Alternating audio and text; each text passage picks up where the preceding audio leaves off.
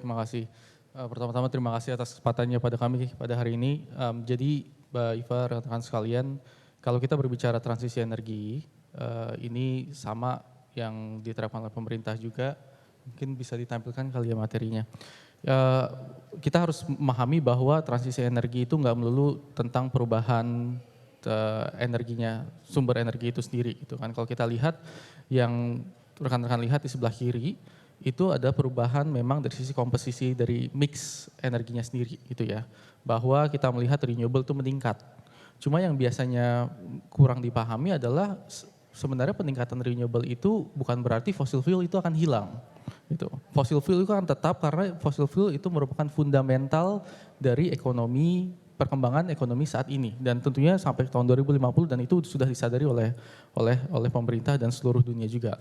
Nah, cara menanganinya seperti apa? Kalau kita lihat bahwa energi transisi itu ada satu elemen yang memang terkait energi yang terkait dengan acceptability, harus diterima.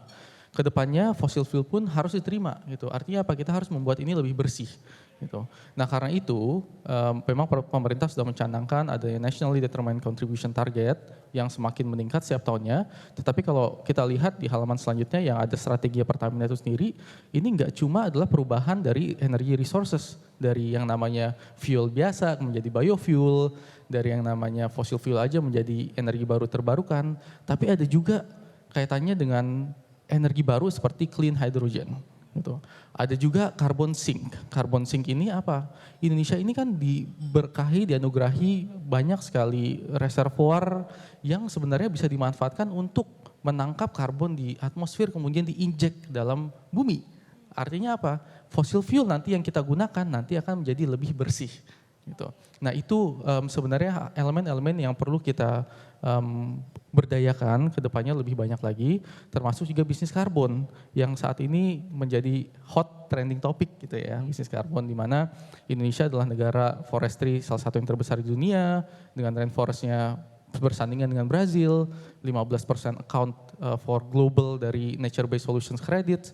Ini juga harus kita berdayakan. Jadi ini adalah hal-hal yang memang Pertamina sedang dorong ke depannya. Pak Fadli, ini kalau misalnya saya mewakili masyarakat ya Pak Fadli ya, karena ketika kita berbicara Pertamina begitu ya, top of mind-nya langsung adalah BBM, bensin subsidi, kemudian juga paling tidak gas begitu ya, ataupun juga energi fosil yang kita gunakan sehari-hari saat ini begitu. Tapi ketika kita berbicara terkait dengan transisi energi, maka top of mind-nya adalah kendaraan listrik dan juga hal-hal lainnya begitu. Tapi secara konseptual sebetulnya ketika kita berbicara transisi energi sendiri, seperti apa sih skenario yang disiapkan oleh Pertamina? Iya. Jadi tepat banget kalau kita bicara Pertamina kan nggak cuma BBM tapi LPG juga gitu kan ya. Saya rasa semua rekan-rekan yang di sini nggak akan hadir di sini tanpa adanya support dari kedua hal tersebut gitu kan ya untuk yang saat ini. Jadi kita betul-betul menggerakkan roda ekonomi dengan memastikan ketahanan energi. Tapi kan masalahnya ketahanan energi itu nggak cuma harus di saat ini, nggak cuma harus generasi kita.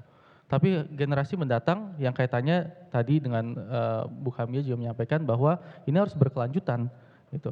Jangan sampai stop di satu generasi aja gitu karena adanya perubahan dari pandangan dunia dan juga availability dari resource-nya itu sendiri. Nah, kalau yang kita siapkan itu sebenarnya ada dua hal yang tadi saya sampaikan. Memang skenario itu banyak ya. Kita melihat bahwa ternyata kendaraan listrik itu memang kita akan sangat agresif, tapi bisnisnya Pertamina itu untuk mensuplai BBM itu luar biasa gedenya gitu ya. Kita melihat mungkin kendaraan listrik saat ini yang ada di motor listrik yang ada di jalanan Indonesia misalkan ya hanya 45.000, 40.000. Motor biasa yang ada di Indonesia ada 130 juta gitu. 130 juta. Ya? Jadi bayangkan dampaknya kalau misalkan kita mencoba mendorong 1 juta itu mungkin menggerus revenue Pertamina nggak banyak dalam 2030-2040. Gitu. Jadi memang kita menyiapkan beberapa skenario, intinya dari skenario tersebut ada beberapa strategi. Strateginya adalah harus memastikan bahwa ketahanan nomor satu ya, ketahanan energi Indonesia tetap tercapai. Yang kedua, memastikan bahwa selain ketahanan energi tetap tercapai, Pertamina tetap profit. Gitu. Karena kan tugasnya kita sebagai BUMN itu ya satu memberikan keuntungan tetapi juga agent of development gitu ya. Nah, di dua pilar ini mungkin bisa ditampilkan tadi slide yang tadi bahwa kita tidak hanya membangun bisnis baru, tetapi juga mendekarbonisasi atau mengurangi emisi yang ada saat ini. Gitu. Nah, ada beberapa hal, baik itu energi efisiensi, baik itu pengurangan dari reductions dari semua emisi yang ada maupun CCUS dan lain sebagainya.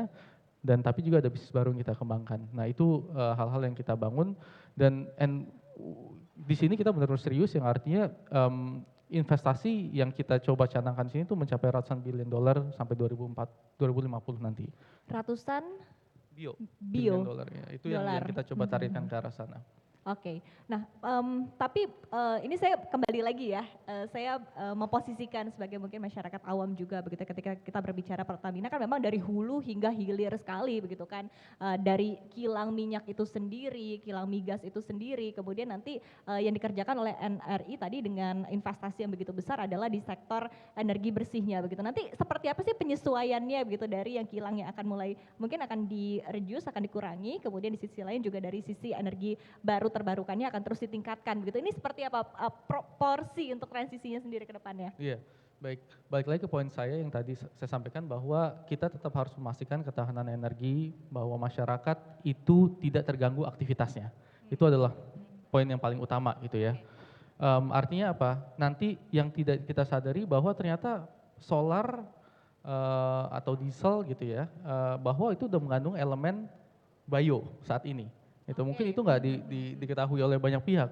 Udah 30-35% kandungan bio di diesel atau solar. B30, B35 B30 dan akan ke B35 gitu kan. Ini yang kita lakukan sekarang dan itu akan meningkat secara bertahap gitu kan. Itu satu. Yang kedua, mungkin nanti gasolin atau BBM lainnya selain selain diesel itu nanti pelan-pelan akan menambah juga elemen bio aspeknya gitu. Itu di sisi hilir. Di sisi hulunya kita juga mengembangkan refinery atau kilang-kilang yang memang mensupport biofuels tersebut. Itu jadi misalkan nanti yang akan ada di Cilacap itu akan kita kembangkan.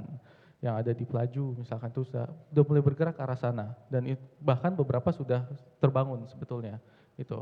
Itu yang masyarakat rasakan. Yang mungkin masyarakat tidak rasakan secara langsung seperti sustainable aviation fuel yang digunakan oleh pesawat-pesawat gitu. Nah, ini yang hal-hal yang juga kita kembangkan ke depannya, Mbak Iva.